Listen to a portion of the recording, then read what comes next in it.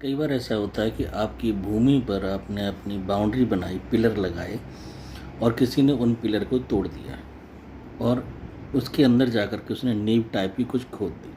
क्या कानूनी कार्रवाई हो सकती है?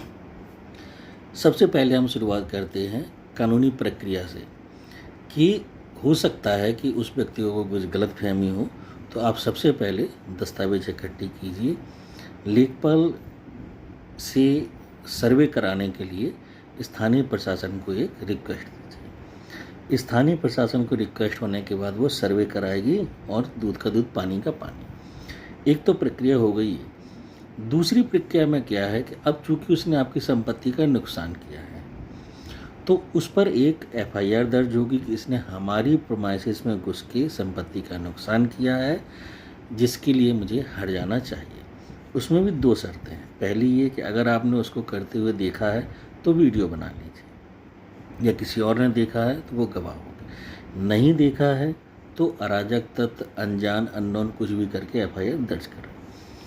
इसके बाद भी वो व्यक्ति यदि हरकतों से बाज नहीं आता है तो आपके पास कानूनी दस्तावेज हैं, सर्वे की रिपोर्ट है।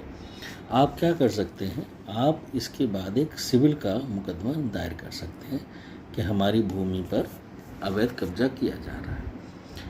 इसके बाद आप एसडीएम साहब से मिलिए, उनको एक ज्ञापन दीजिए कि हमारी भूमि जो हमारी पैतृक संपत्ति है, इतने वर्षों से हमारे पास थी, इस व्यक्ति ने उसमें न केवल कब्जा किया बल्कि जो हमने अपना सीमांकन किया था उस पर भी तोड़ फोड़ की। तो इससे क्या होगा, एक तो आपकी ज़मीन आपको वापस मिलेगी, जो तोड़ फोड़ हुई है उसका हर्जाना मिलेगा, और इस व्यक्ति को 2 साल की सज़ा, जुर्माना दोनों हो सकता है, और एक स्टे लग सकता है उस भूमि पर जिसको इसने अधिग्रहित किया हुआ है कि आप इस पे जब तक कि कोर्ट का फैसला नहीं आ जाता है आप कोई भी निर्माण कार्य नहीं कर सकते। तो बेहतरी इसी में है कि किसी भी ज़मीन पर कब्जा करने से पहले ऐसे लोग 50 बार सोचें, क्योंकि ये कई बार भूमाफियाओं का भी काम होता है कि वो ऐसी अबंडेंट भूमि को देखते हैं और कब्जा करना शुरू कर देते हैं, और जब उस व्यक्ति को पता चलता है तब तक आधा निर्माण हो चुका होता है।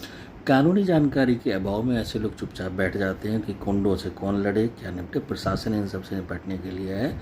आपको एफआईआर दर्ज करानी है, और अगर आपको गुंडों से डर लगना है तो पुलिस प्रोटेक्शन भी आप ले सकते हैं। कानून की जानकारी के लिए आप मेरे चैनल को फॉलो कीजिए। धन्यवाद।